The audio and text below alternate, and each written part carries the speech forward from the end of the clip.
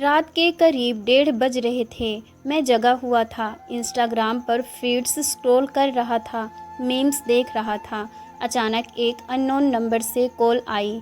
मुझे समझ में नहीं आया कि इतनी रात को आखिर कौन हो सकता है। मैंने सोचा इग्नोर कर देता हूँ, अगर कोई इम्पोर्टेंट कॉल होगी तो दोबारा आ जाएगी। आई इग्नोर इट, लेकिन वो कॉल फिर आई। मैंने इस बार कॉल उठा ली। मैंने हेलो बोला। सामने से आवाज़ आई, हेलो। अचानक से पूरा मूड बदल गया मेरा, क्योंकि ये आवाज़ कुछ जानी पहचानी सी लग रही थी। ये आवाज़ सुनते ही आंखों के सामने अंधेरा छा गया। बहुत सी यादें ताज़ा हो गई, बहुत से जख्म ताज़ा हो गए। मेरी टूटी हुई आवाज़ में एक बार फिर हेलो निकला और वहाँ से आवाज़ आई, डिस्टर्ब तो नहीं किया। मुझे रिप्लाई करते हुए भी घबराहट सी हो रही थी। हैं, बोलूं ना बोलूं, कुछ समझ में नहीं आ रहा था। मेरे मन में सवालों का भवंडर घूम रहा था कि आखिर क्यों आज ऐसे अचानक इतने सालों बाद मेरी याद आ गई। क्यों आए हो? अब मैंने हिम्मत करके बोला, नहीं, बोलो।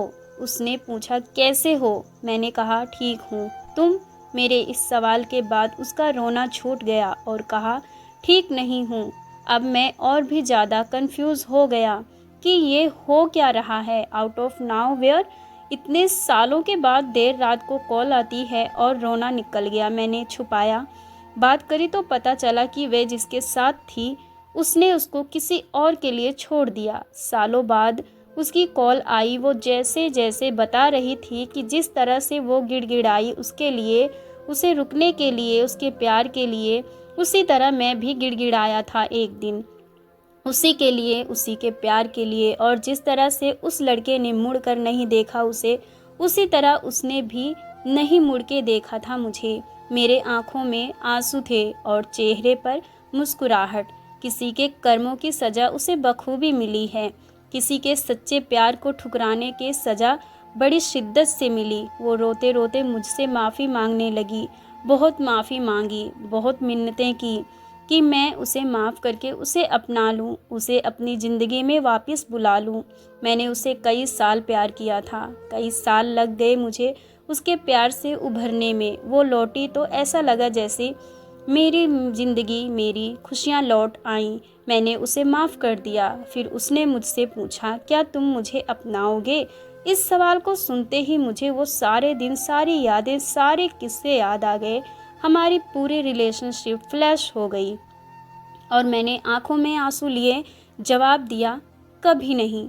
मैं तुम्हें तुम्हारे लिए माफ़ ज़रूर कर सकता हूँ, पर तुम्हारे जैसे इंसान को अपनाने की भूल कभी ज़िंदगी में नहीं कर सकता। वो जख्म जो तुमने दिए, वो आंसू जो तुम्हारी याद में हर रात, दिन, महीने, सालों तक बहाए, वो कैसे भूल जाऊँ? वे दर्द जो तुमने दिया है, उसे कैसे भूल जाऊँ? ये जो हुआ है ना तुम्हारे साथ, ये तुम्हारे कर्मों की सज़ा है और इसे तुम्हें भुगतना पड़ेगा, ना चाह कर भी।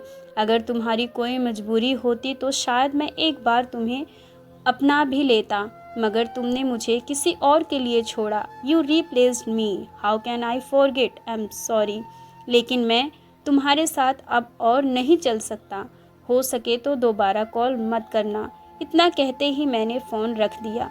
ये पहली बार था जो मैंने उसको ना कहा था।